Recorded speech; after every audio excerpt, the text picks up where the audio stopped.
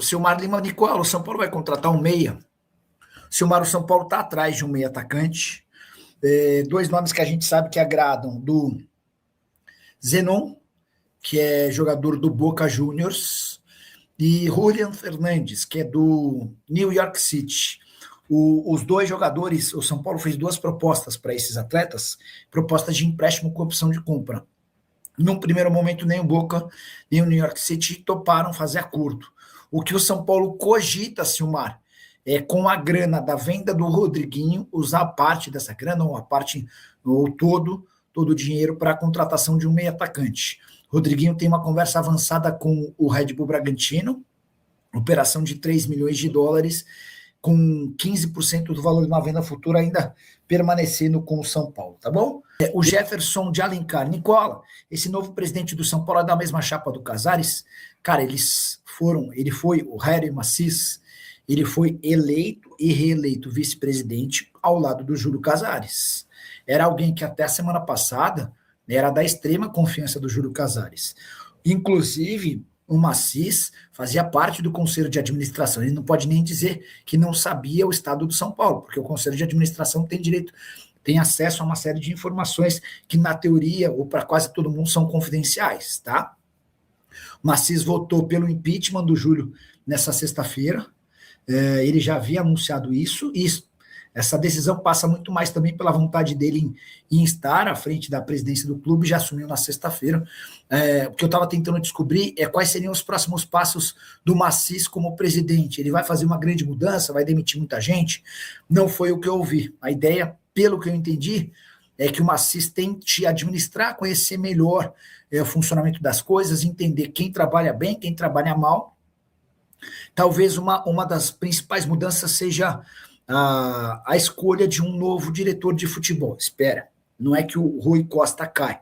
O Rui é um diretor executivo de futebol, mas o cargo de diretor de futebol, aquele cargo estatutário, sim, pagamento de salários, em que se escolhe um conselheiro, esse cargo que era ocupado desde o início da gestão do Júlio Casares pelo Carlos Belmonte, esse cargo está vago desde que o Belmonte saiu, tá? E o Macis está cogitando a possibilidade de colocar alguém no lugar. Quando o São Paulo procurou, o São Paulo não conseguiu avançar porque ele disse que não queria vir para São Paulo. Aí, quando o Fluminense apareceu, todo mundo falou, então agora ele vai, né? Enfim. Só não ganhou porque o técnico do São Paulo é medroso. Tinha tudo para ganhar, o São Paulo vencia por 1-0. O Crespo foi voltando, recuando o time, no finalzinho o Breno Bidon fez o gol do empate. O Julian Fernandes ou o Zenon tiveram algum avanço? Não tiveram, mas Tomás? Não tiveram, tá? Na última live, vocês chegaram a perguntar, porque alguém publicou que havia tido avanço em relação ao Zenon. Mandei mensagem para o Rui Costa. O Rui falou, Nicola, não teve nada. E aí, Tomás, vamos ser sinceros, nem dava para que o São Paulo avançasse em nada enquanto não definisse seu novo presidente. E agora, com o novo presidente, com a entrada do Macis, imagino que o departamento de futebol vai precisar entender o que o presidente vai querer para tentar levar essa história adiante. E repito, Zenon ou Julian Fernandes, esses negócios têm mais chance de acontecer com a confirmação da saída do Rodriguinho e com a possibilidade de o São Paulo utilizar parte dessa grana para trazer um meio atacante. E o Caio César vem ou não vem, nem seu vídeo sobre a oposição do São Paulo era para ter ajudado o presidente Casares, mas ele não conseguiu, ele renuncia. Vamos lá, guris, o Caio César está contratado, tá? O desembarque dele em São Paulo está previsto para o início da próxima semana, ou seja, segunda ou terça-feira, vai passar por exames médicos e vai ser anunciado de forma oficial, uma transferência mais complicada do que todas as outras, porque envolve a mudança dele da Arábia Saudita para o Brasil, ele vem por empréstimo, beleza? Sobre Júlio Casares, era uma pedra cantada que o Júlio cairia, vinha dizendo desde a metade da semana passada que tudo indicava que ele cairia. Na semana passada também eu ouvi a Adriana, a pivô do escândalo que levou o Júlio a cair. Adriana super confusa, complexa, admitindo que pegou 400 mil da oposição para vender os áudios, depois dizendo que abriu mão dos 400 mil e devolveu todo o dinheiro, enfim, tentando fazer todas as apurações possíveis. Leonardo, com o novo presidente dá para imaginar demissões em massa no São Paulo? Essa é a pergunta que quase todo torcedor tricolor tem se feito desde a última sexta-feira, quando Júlio Casares foi afastado com a abertura de um processo de impeachment e Harry Macis, que era então seu vice, embora havia se tornado opositor, assumiu a presidência de forma interina. Nessa mesma sexta-feira, o Maciç deu seu primeiro discurso como presidente, assegurando que quer pagar salários em dia, quer voltar a fazer o São Paulo honrar a camisa e a bandeira, brigando por títulos. Pois bem, durante o fim de semana, especialmente no sábado, ele conversou com uma série de lideranças e funcionários do São Paulo e deu a impressão de que fará poucas mexidas nesse primeiro momento. Tudo para evitar ainda mais turbulência no clube. Uma das poucas novidades que a gente deve assistir nos próximos dias é a indicação do Maciç de um conselheiro, alguém próximo a ele, que fará ou se tornará o diretor de futebol, para atuar ao lado do Rui Costa, aquele cargo estatutário sem qualquer compensação financeira que foi ocupado durante a maior parte da gestão do Júlio Casares por Carlos Belmonte. Esse nome ainda está sendo guardado a sete chaves, mas a tendência é que a gente tenha uma nova figura no departamento de futebol. Ainda assim, Rui Costa segue como executivo de futebol e poucas mudanças serão feitas nos departamentos que acompanham o presidente, mesmo com a saída de Júlio Casares. O pessoal da oposição esperava uma mexida, reformulação grande logo de cara. O Maciç pretende ser um pouco mais conservador nesse primeiro momento, até para não gerar ainda mais ruído num time do São Paulo que encontra dificuldades dentro e fora de campo com dívidas astronômicas. Assim que tiver qualquer novidade sobre o tema, prometo voltar para deixar você super bem informado, beleza? O Giovanni Basílio perguntando sobre o Kevin Zenon. Giovanni, durante o início da live, me perguntaram se era verdade que havia avançado a negociação do Zenon com o São Paulo. E a resposta que eu ouvi de uma pessoa do São Paulo é que não tem nenhuma novidade, tá? Nicola, com o momento complicado do São Paulo, a SAF pode ser facilitada? Pergunta aí se pode sair SAF em 2026. O PH não sei nem para quem perguntar, porque todo mundo que poderia responder essa pergunta está na reunião do Conselho Deliberativo. Agora há pouco informei para vocês que ainda não começou a votação, ainda está na fase da acusação. Mas aí é uma percepção minha, tá, PHM? Para que o São Paulo vire uma SAF, vai haver a necessidade da aprovação do Conselho Deliberativo. E o Conselho Deliberativo do São Paulo tem sido muito, mas muito reticente à ideia. Por quê? Porque eles sabem que se rolar uma SAF, o Conselho Deliberativo passa a não ter mais poder nenhum. Os caras não vão decidir absolutamente nada, tá bom? Minha opinião, Mirassol está sendo burro e pirracento. Vai pagar o salário de um cara que não está usando para perdê-lo em abril. Vou dizer mais, Edson. Está pagando o salário do Lucas Amon e não está utilizando, né? Porque afastaram ele. Ele está treinando em separado. Então vai gastar o salário de janeiro, de fevereiro, de março.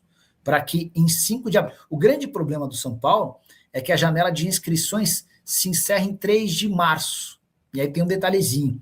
Eles até vão estender essa janela por mais um mês e pouco, para atletas que disputaram o estadual. Só que o Lucas Amon não vai ter jogado o estadual.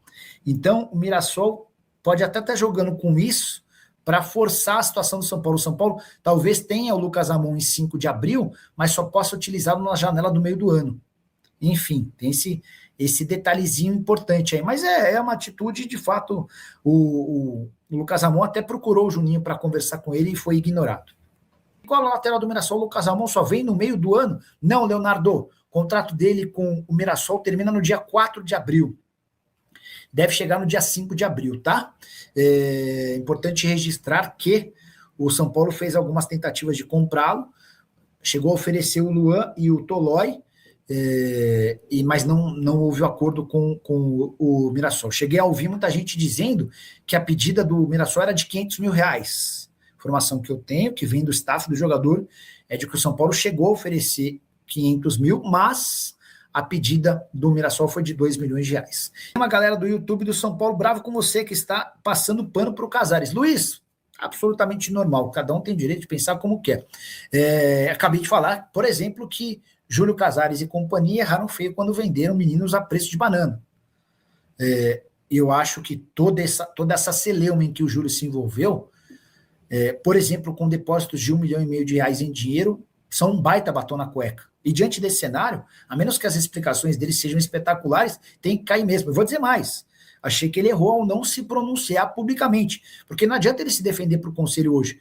A torcida exigia um posicionamento dele. Eu cobrei esse posicionamento. E aí, Júlio, o que você vai falar? O que você tem a dizer? Vou me defender na hora certa.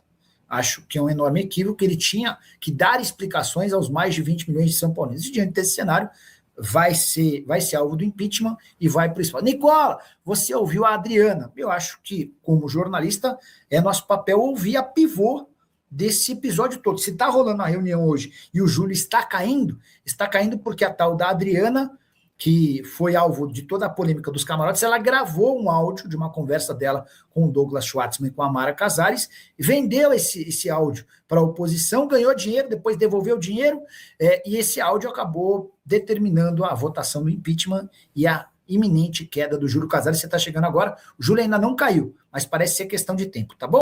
O Clique Views, Nicola, com a iminente saída do bagulho, a Fanares, nenhuma chance do Marco Aurélio Cunha ser o próximo presidente. Essa discussão sobre o próximo presidente, ela vai acontecer muito em breve. Eu acho que o Marco Aurélio Cunha vai se colocar como pré-candidato, tenho certeza absoluta disso.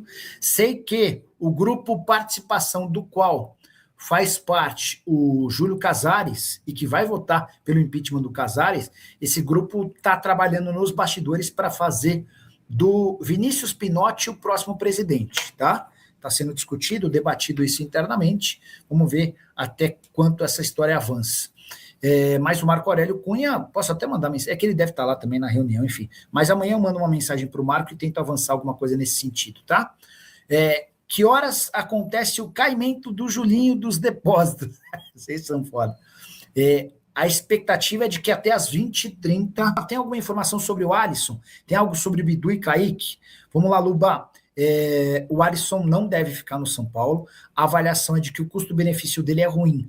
Se o Dorival adora, e adora mesmo, o Alisson, até porque foi o Dorival quem transformou o Alisson de um jogador que vivia com depressão para um atleta que esteve numa pré-lista de seleção, o Crespo não vê o Alisson com todo esse moral, com todo esse potencial. Ontem o Alisson nem foi relacionado para a partida contra o São Bernardo, e o São Paulo está aguardando um acordo com o Corinthians. O ponto é, o Corinthians não tem grana para pagar, e os caras estão tentando achar uma composição de troca de jogadores. O primeiro nome que o São Paulo pediu foi do Ranieri.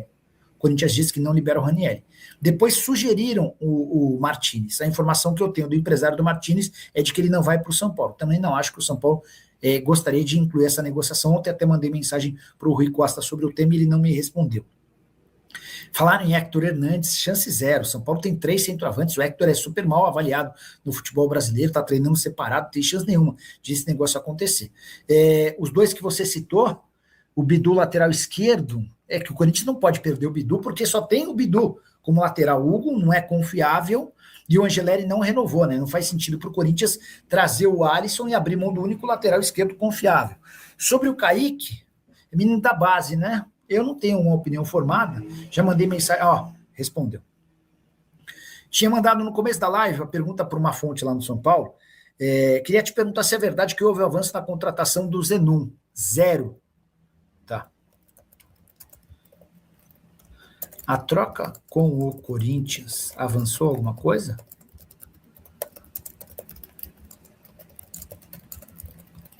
Mandei aqui, tá? Assim que tiver qualquer atualização sobre o tema, também já contamos para vocês.